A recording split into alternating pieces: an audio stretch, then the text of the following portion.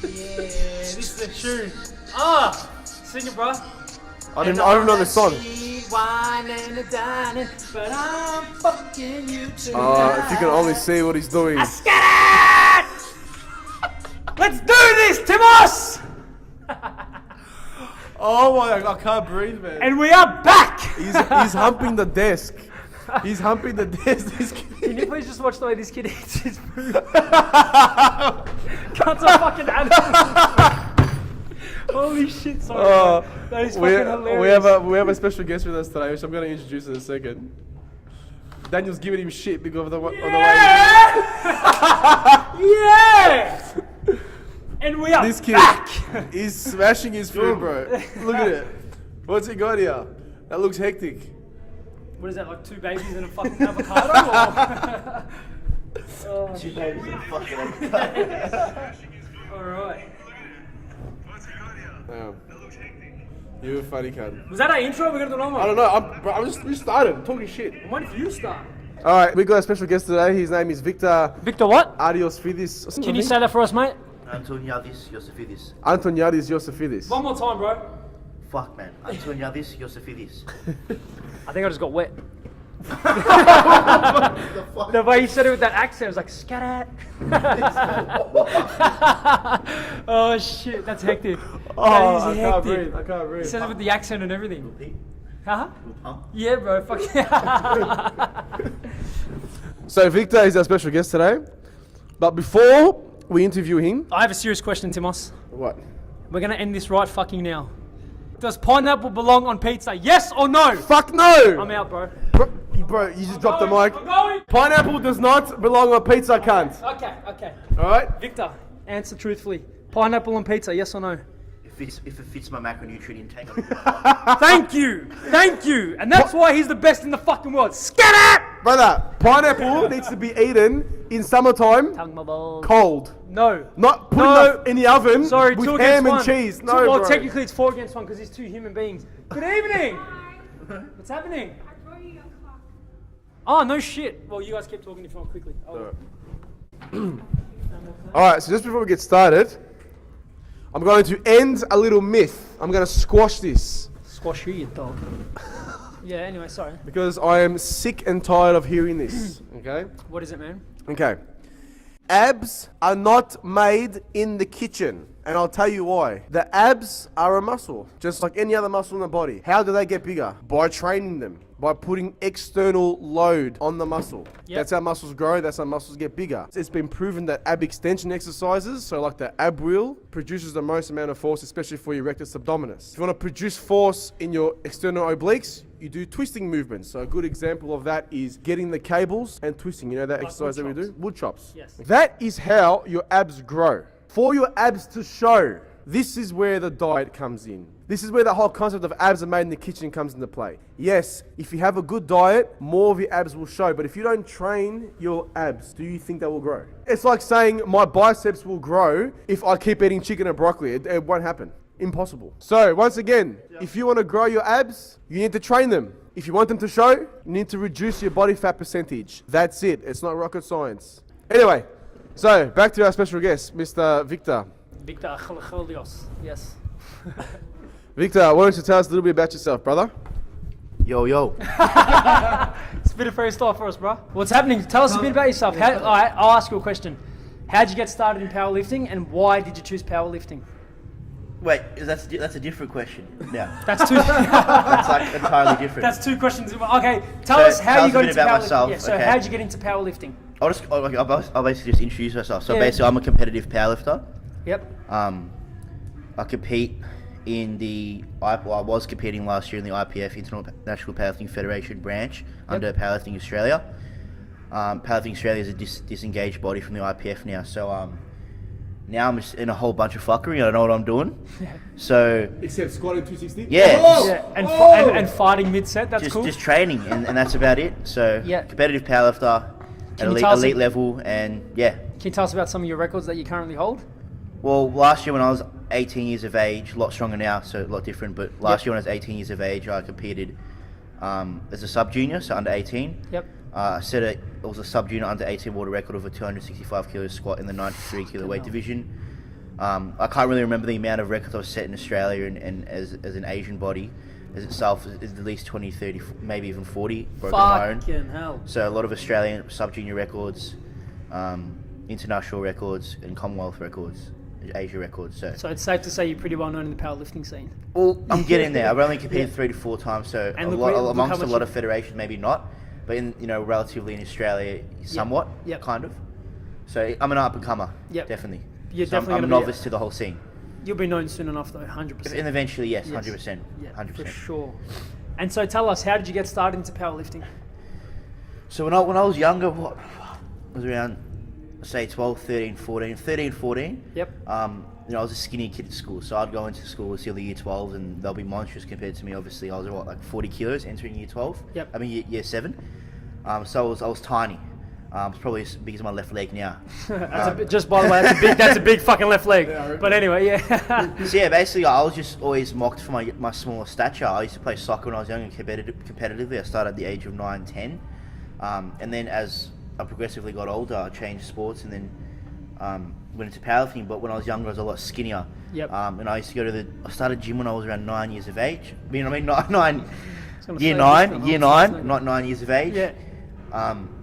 Year 9, year 10, and when I went to the school gym, I used to get laughed at. I'd be trying to hit a bench press of 40 kilos, rep the bar, and I wouldn't even be able to do that at that. So for me, it was more so a motivation to kind of get bigger than the people around me in terms of not being bullied, kind of fitting with society. And as it grew, as I started to get bigger, it kind of became an obsession. Yep. And that's when I started to take it competitively and saw I had a genetic potential, I had the work ethic. Just for the record, guys, if you ever see a picture of Victor at like 68 kilos, he was fucking shredded. Like his legs. Just starting training. Yeah, he was fucking shredded for someone that was 68 kilos, man. So fucking well done. 60 kilos there, 60 kilos, sorry, 60 kilos. He was fucking shredded. I've never in my life seen anyone who weighs 60 fucking kilos and look the way he did at that age and at that body weight. That's fucking crazy, man. That's ridiculous. Sorry, I just had to get that in Thank there. you, appreciate that.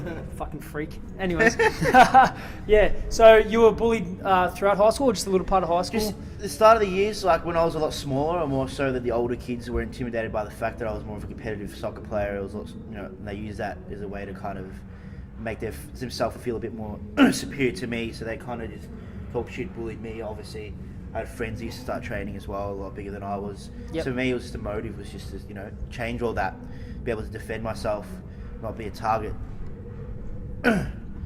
to society. So then once you started, like you realized, I guess you were stronger than normal. yeah. What made you stick with powerlifting, or what made you fall in love with powerlifting?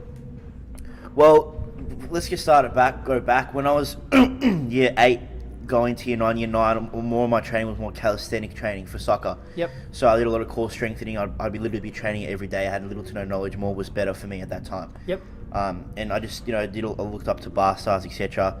Those type of bodies, or Insta famous people, whatever, the bar stars. Yeah. Online. And then I just got a foundation of strength through that. And then I went, I was playing soccer and I started up the gym when I was in year 10. And then from there I just started to get stronger and explode. I'd be training during soccer for about 2-3 hours and then I'd go straight to the gym right after. That's crazy. And then, just go to school and limited amount of sleep. But I was so young and reaping, I wasn't even close to reaping diminishing returns. Obviously when you're a novice, you're starting your first year of training, you just grow sporadically. Yep. So for me, like the response rate was ridiculous. And I had the work ethic there. So for me, like, it's just a habit. And eventually I stopped playing soccer. I wasn't enjoying the political side of the sport. Mm-hmm. So it's like, fuck it, let's go and give this a try. So I went into training, and saw a powerlifting club. I was like, why not? I've got the strength, let's give it a shot. And then when I was under some form of monetization of a coach, that's when I started to really see the potential grow. And that's when I was obsessed, and I love it. So which gym did you start training at? First gym was, I got a membership at a place called Bulleen Health and Fitness on Bulleen Road, across the road from my old house. Bulleen, is that near the freeway? Yeah. It's near the freeway. Yeah. Venator Club. I used to play. So I basically used to play soccer there, the Venator Club, and I'll go walk up to like the gym after, and then walk home. So it was all in the vicinity of the same area. It's pretty convenient. Yeah, right. So that was my first gym. So when you used to go to the gym, like what sort of training were you doing? Like, was it just like, were you idolizing your training on someone in particular, or was it one of those things where you're just like, I'm just going to go into the gym, I'm just going to try do some bench press today, I'm going to try do some this today and see what happens? Like, were you idolizing your program on somebody who you knew, or was it? Well, basically, back when I was in year 9, when I first got my gym membership, I used to go to the track. I used to train with somebody back in the day. There was a local school friend. We used to train for like little athletics at the school, do competitive like running or whatever, maybe cross country. So for me, had a mate that was like, well, come down to the gym and try the gym one day. So we ended up busing up to Bulleen, training at Bulleen. Yep. And then, you know, it wasn't really, I was quite biased at the start. I thought it was starting to growth, and I was very in lack of knowledge in terms of what the gym provided me at the time. But I went to the gym, just fucked around with the mate, you know, see how it felt, see what the results were, and I got hooked on it. I got the membership there. Later on, I ended up moving houses around the corner. At the start, it was more so I just stuck to calisthenics, use the rings at the gym, you know, pull-ups, all that type of stuff. I didn't really use the equipment for weights or any of that such. And then later on, going into year 10 is when I started to actually do the big 3 compounds, squat, nice. bench, and deadlift. Yeah. And yeah. How did you find the transition from soccer training into gym training? Because I know like it's 2 different fitnesses there. So I was very anterior dominant, so my quads They were were fucking huge. they were still relatively and big. they still are. Yeah. Even from doing basic kicking and striking in when I was playing soccer, I actually had a little to somewhat carry over on my quads. Otherwise, literally, there wasn't really much of a carryover. The more so the dedication factor, you know, the disciplinary factors that I had when I was doing soccer and playing soccer, that kind of carried over. So I knew I had to train consistently. I knew it wasn't going to be easy. And other side from that was really the carryover. There wasn't really nothing much else apart from the mindset and the consistency that would provide me to get the results that I got. Nice. And now, you know, there's been a significant amount of time that you have been doing powerlifting. In terms of like, so the type of training that it takes to train for a soccer game as opposed to like a powerlifting comp, how do you see it as because obviously it's a very different fitness. Yes. Right? Yeah. So do you find it's harder mentally to train for a powerlifting comp, or do you find it's hard to train for like a game of soccer? I'd say it varies. So when I was playing soccer, it was more so just a game on the weekend. Like obviously it was competitive and so forth, but with powerlifting, it's like the specificity. There's all these different variables. It's not cardiovascular. It's more so like fast twitch. So I'd be playing a soccer game. I'd be playing different roles on the pitch, forward, winger, left back, whatever the position may be. There's always a variety of fitness variables that contribute to that game itself. So it was just essentially it was a bit different. For me, I take it a lot more serious. So each to their own in that aspect. For me, like obviously there's programming, you know, the consistency of diet, the surplus of a diet, flexibility and mobility that it requires to perform the 3 compounds.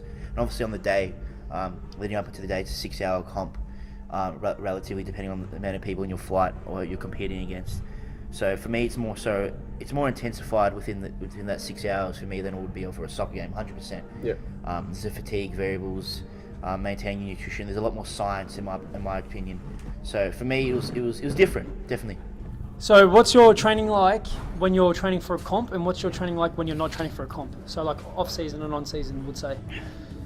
Essentially, like it's really the same. I never really get out of the comp mind frame. If I'm not competing for a comp, I'm either training to build solid hypertrophy. Yep. And, you know, building muscle tissue to therefore carry over to become stronger muscles. Can you give us like an example of what that would look like? Like what is it like? Sets so of like 10, more sets volume, of 8? volumes. Like so, I start with like sets of 15 even. Well, yep.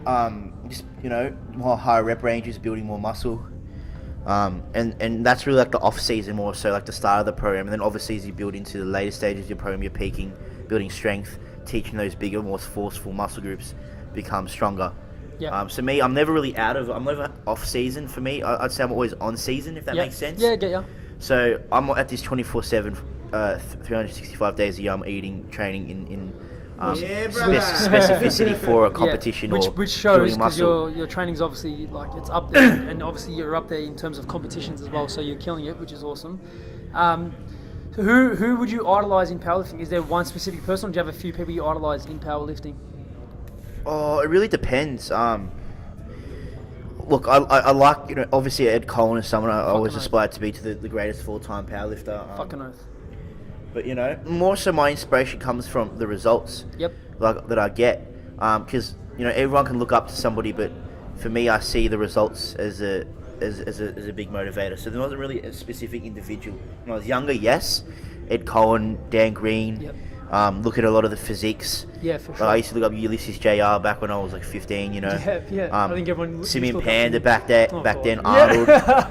You know, and then as time goes on and you kind of realize, you know, you find that more internal motivation from, you know, the results you get and the work you get out of it. For me, getting a world record is motivating enough. Fucking oath. I want more world records. I want to fucking sit there and become the greatest. Get it, bro. So that's my motivation. My motivation is looking in the mirror and seeing a results and knowing that I have to work harder to see a further bigger result. Yep. So that is my motivator. That's I don't awesome. really look at many people as motivations anymore. Obviously, I business like wise, that. I like that. there's a bit different side and other motivations. But We in can turn- talk about that in another podcast for sure. yeah, Yeah. But for powerlifting, I'm my own motivation. I like as, that. as cocky as it sounds.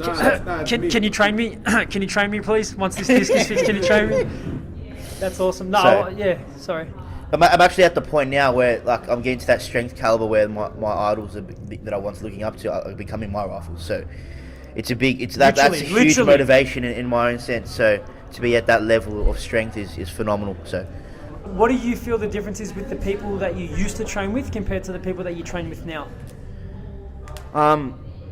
for me, I don't really train with anyone, to be honest. Like I have somebody watch it. Like I'll try to get someone to watch my set or so forth, but I'm more solo. So what's one negative thing you found with powerlifting? Well, as most sports, there's always somebody that has some form of egotistical complex. It's Yes. just something that you'll find everywhere. But Yep. you have people, you know, obviously they lift more, etc. But more, I feel as if the powerlifting community is more humble compared to other communities. I agreed 100%. But obviously, you know, multiple different feds, different people that think their feds the best. I'm not going to drop federation names, but Yep. you know, non-tested versus tested, everyone thinks that there's a magical formula to becoming as strong as they Thank possibly God can. you said it before I did, bro. Thank fuck. So, yeah, just that's about it. Like that is really the political aspect of the fact that people think their federation is superior It's to better others. than others, yeah. Because I remember when I first started getting, like I've never competed, but I like to learn a lot from powerlifters. When I first started doing more powerlifting specific training and networking with all these powerlifters, they were the best people you'll ever meet. They were so humble, always willing to help.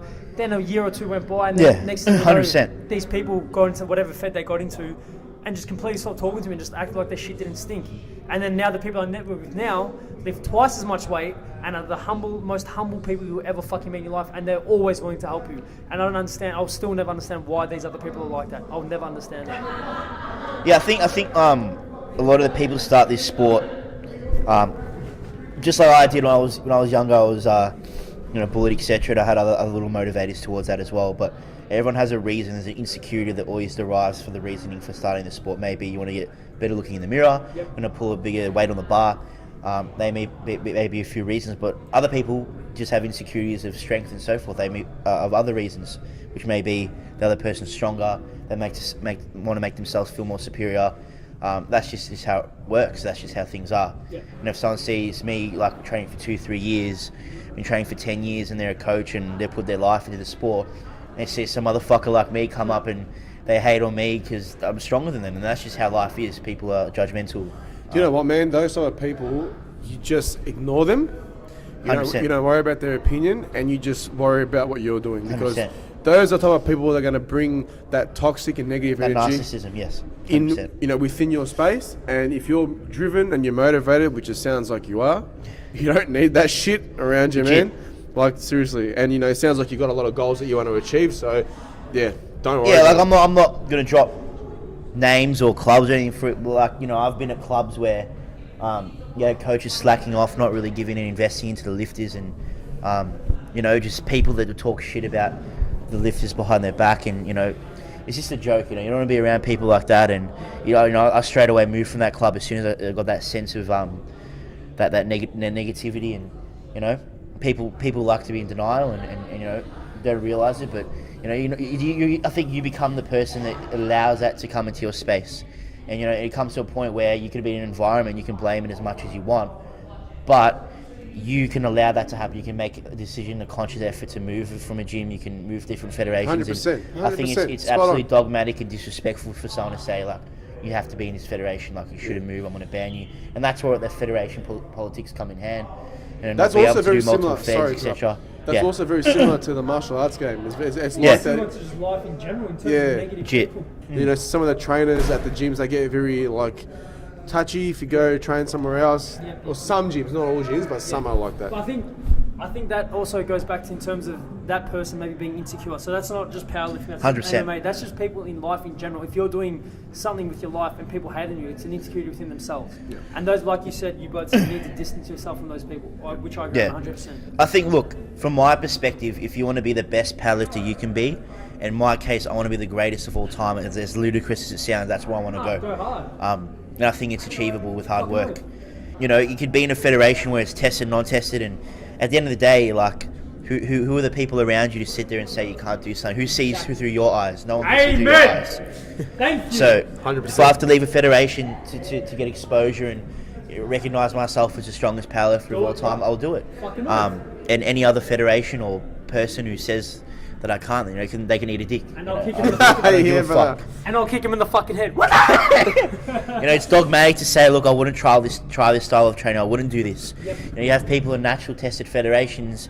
You know, they sit on the, you know, their laptop or whatever, and they're biased. You know, they've been in the one federation. They've been manipulated by the people around them, and they think, look, I'm going to stay in this federation. I'm going to fight for equality of natural lifters and all this bullshit. But tongue my amongst balls. amongst all federations, there's going to be some form of you know, something's going to be rigged. There's going to be a lifter that's natural, taking gear. Like, those people are just panty little hoes who just like to sit there and fucking, like to sit there and, you know, make excuses to why they can't be the best and compete against the best. Yeah. And those people get nowhere in life. Thank you. So a real Fucking lifter, oath. in my opinion, will change feds to find the best lifters. They'll do whatever them needs be to get to the position they want to get to. You know, and I'm not going to be one of those people. So, I like it. 100%, man. I think Actually, I love it. I Can think you hear me then? Can you hear me? Because I fucking love that. I'm getting that tattooed on my back. No, I think you said that really well, Vic. 100%. Fucking oath, bro. yeah, 100%. Is there a different aspect of the industry that you want to try eventually? Like, have you thought about doing or being a part of something else within the industry, within the powerlifting industry, or within the strength training industry? Look, it's hard because amongst all industries, there's a lot of fake individuals that kind of 100%. go onto the aspect of portraying a reality or a sense of perception that's not quite true. Like a lot of the athletes, etc. And a lot amongst these brands is just fake. Like, you go to an expo, put on a persona. I'm going to sell you this particular amount of supplements. Thank you. To Thank you. convey my brand. For me, that's something, you know. Look, I'd like to join a brand one day and be sponsored, etc. You Like, have to believe in that. but I want to believe in that brand, and I want to create my own brand.